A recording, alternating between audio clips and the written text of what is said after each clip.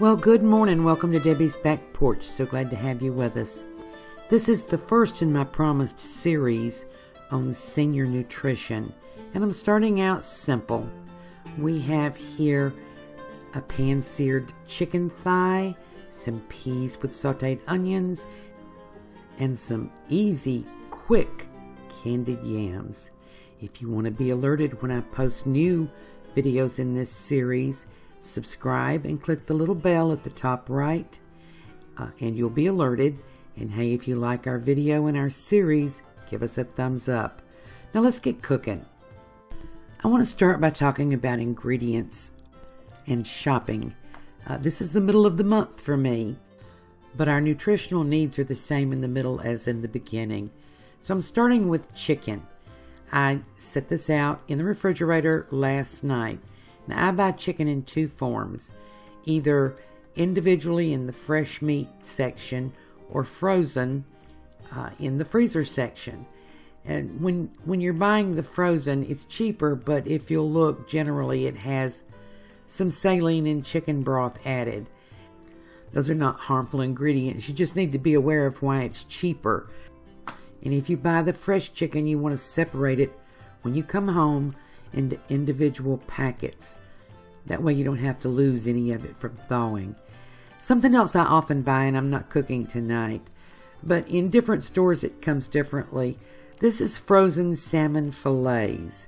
I also buy other fish fillets individually wrapped.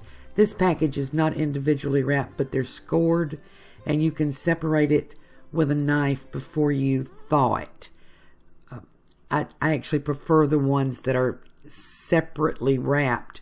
It's a little more convenient, but I got these this time because of price. So let's talk about vegetables. Your doctor's going to ask you, do you get 3 or 4 servings of fresh vegetables a day? If you get paid once a month, that can be hard unless you buy frozen vegetables. And if you'll see, there are no additives to these frozen vegetables. They are blanched and flash frozen, just like you would do if you were buying in bulk. And when you're asked about fresh vegetables, these certainly qualify. They're also less expensive than buying fresh produce. And yes, we would prefer fresh, organic produce bought every day, freshly and cooked.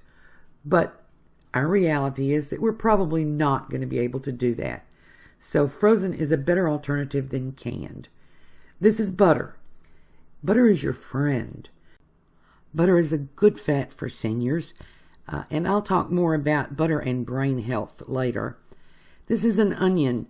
An onion is a vegetable. It is a root vegetable, and it stores much longer than most fresh vegetables, and adds so much flavor. And then I have here a sweet potato. This sweet potato is actually going to be 2 servings for me. With a monthly paycheck, you're going to want to think about relying heavily on root vegetables. They last the whole month if they're kept properly.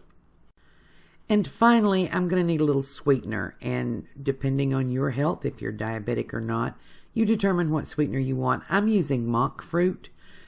You can use brown sugar. We're not using much.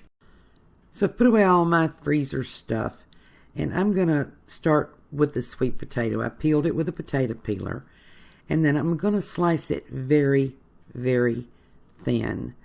Now, you do need to keep a sharp knife, especially with our older hands.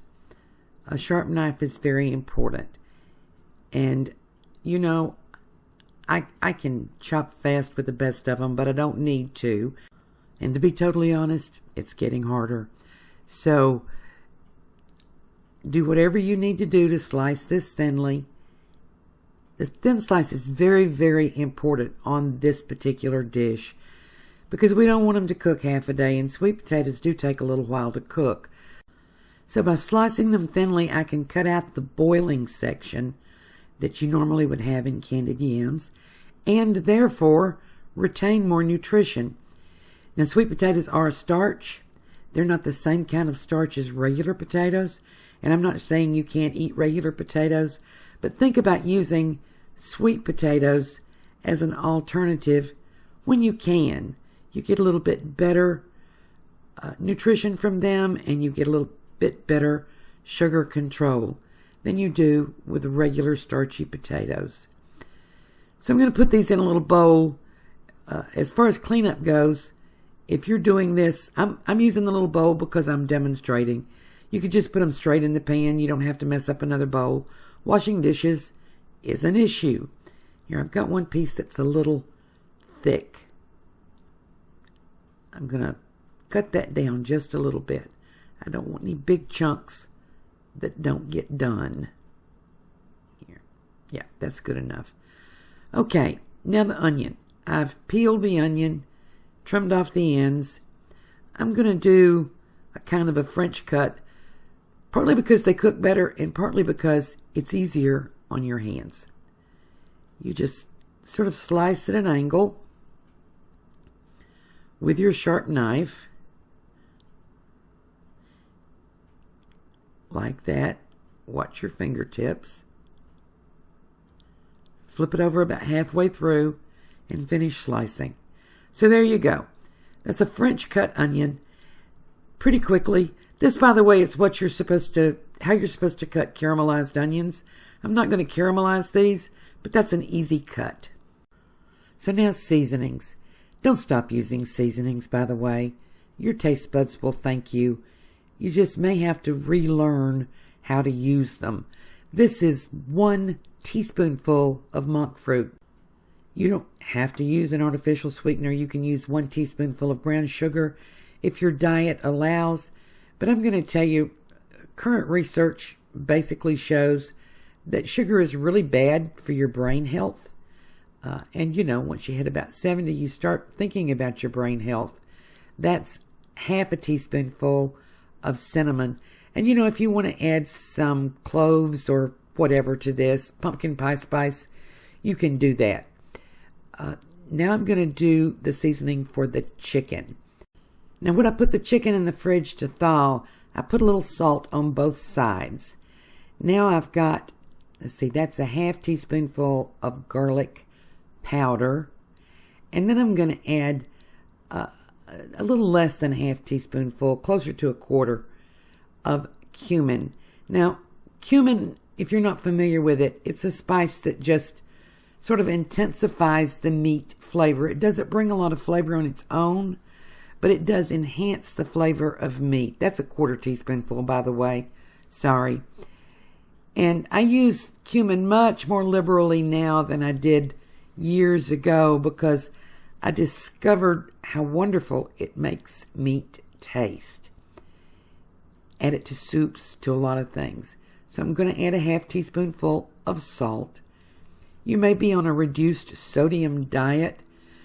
A little tip about that is that if you salt food when you cook it, before you cook it, while you're cooking it, you don't then need to add salt at the table, so you end up using less.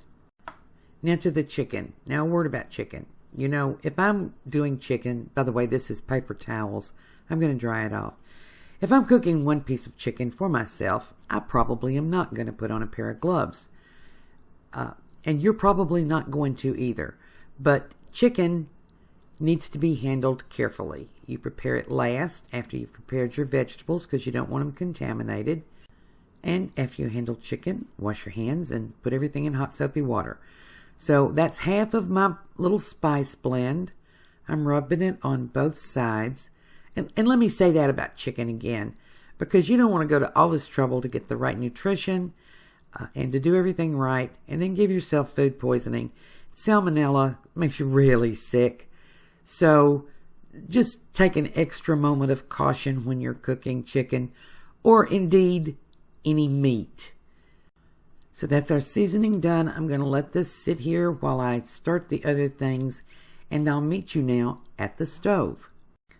So for this meal, I'm using 2 skillets. This is my field skillet, and while the color on it for some reason is never uniform, I'm just showing you it is smooth as glass. The finish on it is perfect. It just somehow or other doesn't color evenly, which does not in any way affect the cooking. So that's 2 tablespoons full of butter in each of these pans. The 10-inch skillet is on medium-low. The 8-inch skillet is on medium. So I'll start with the sweet potatoes, and my butter's not totally melted, but I've got some sizzle here. And you want to spread these out kind of flat. And we're going to let them cook on this medium heat until we start getting a little browning. And that really won't take very long if you've cut them pretty thin. And that was the reason for the thin cut. We want to try to get everything done at about the same time. I've got this many sweet potatoes left over. That's a half of the sweet potato. I'm going to cover them and put them in the fridge. They'll be just fine until tomorrow or even the next day.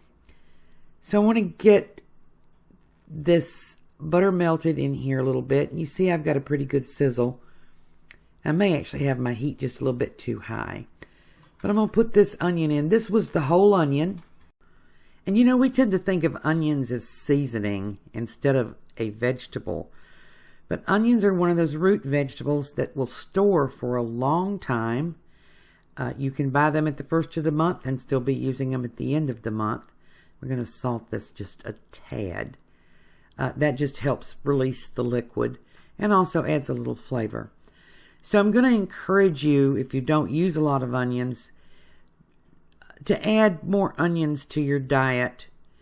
It counts as a vegetable. It is tasty, and they store for a long time. And remember, part of what we're doing in this series is figuring out how to make sure that you're still eating nutritious the week before payday. So I'm going to let those simmer. And I'm not caramelizing them. I'm just sauteing them, just browning them. And you're going to see in a few minutes that I actually ended up browning them more than I intended to. I had a little camera malfunction and got distracted and cooked them a little more than I had intended, and I'll show you that. And I didn't throw them away. So now I'm going to add the chicken, and the chicken has been sitting out on the counter just for a little while, coming up to temperature. And what we're going to do with this chicken is brown it on both sides, and then we're going to let it cook for a little while with the onions. I just move the onions out of the way. Now, you know the onions are releasing some liquid as they cook, and you would like for them not to get too much into your chicken. And I'm going to cover that while I turn my attention to the sweet potatoes. And by now they've gotten some browning on one side. Not a lot, but a little. That browning adds some flavor. And I want to flip them over so that they begin browning on the other side. See, I don't know if you can see. Just a little bit of browning. And sort of spread them out so that they're mostly touching the pan. And then I'm going to put our little seasoning mixture, our spice and sugar mixture, on top. And I meant to sprinkle this out a little bit. I kind of just dumped it in. But sprinkle them over. And then stir it around just a little bit.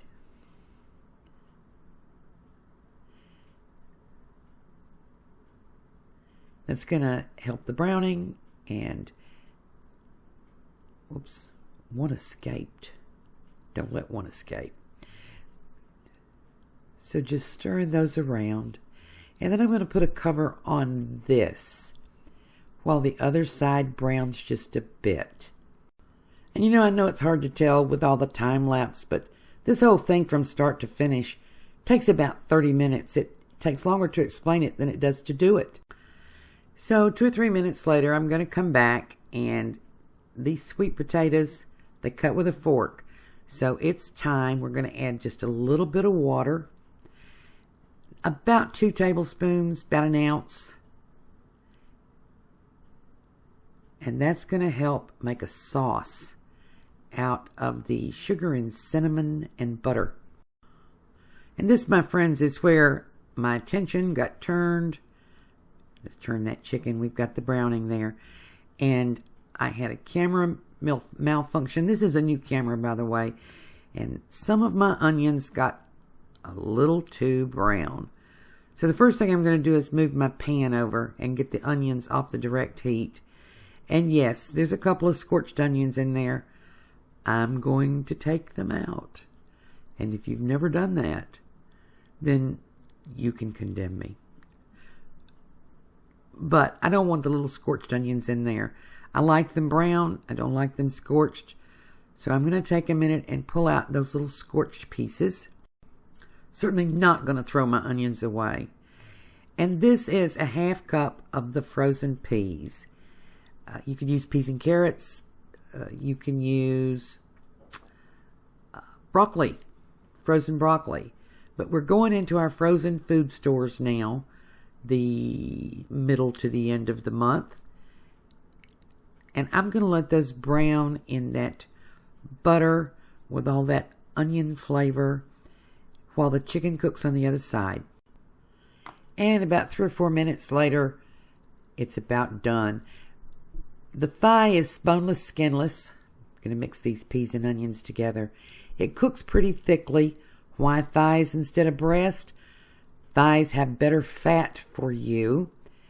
Yes, they have more fat than breast, but they generally have more flavor. They have more vitamins. They have more nutrition.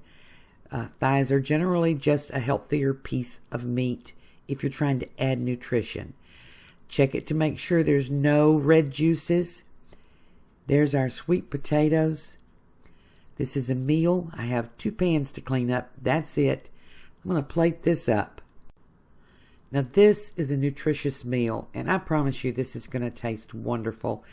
And it's the middle of the month when you may be past your fresh veggies, but you've got 3 servings of veggies here. You've got peas, you've got sweet potatoes, you've got onions, you've got a nice portion of protein there in your chicken thigh, and you've got some good healthy fats for your brain health. And you know, none of that matters if you don't like it, if you don't eat it, if you're just not interested. And the little spices that we used help keep you interested. The taste is outstanding for an easy, quick meal. This chicken, you see it's done all the way through. It's got some browning on it. We've got a little butter sauce there from the peas and onions. This is tasty. This is good for you. This is cheap. This whole plate costs less than $2. And I'm in my area where I shop. It may be a little bit different where you shop. You may be able to do it much cheaper if you go out and shop for bargains. But what we've got here is food that came all from storage. I didn't have to have anything fresh bought. I can do this from the freezer stores that I put away when I shopped and not have to go to the grocery store and not have to just feel like I'm making do. I made a good meal. I'm going to eat it all. The peas and the onions together, even though I did take out a couple of little scorched pieces, they taste wonderful. Better than steamed peas, and I have to say, you could saute wood chips in butter and they would taste good. And the sweet potatoes, oh my, I want you to look at that. These are actually better than your regular candied yams because that little bit of browning. My grandmother used to make these. She called them fried sweet taters, and I sort of picked it up. My husband used to just love them. And if you use the monk fruit, they're not very, very low in carbs, but they're moderate in carbs. And while I'm not showing you paleo or keto diet here, what I'm showing you is a naturally low-carb diet full of vitamins and minerals that you need. Sweet potatoes are full of good vitamins and minerals that you can prepare on a budget in the middle of the month without going to the grocery store. I hope you like this recipe. I hope you try it. I hope you eat well. And as Julia always said, bon appetit. See you tomorrow.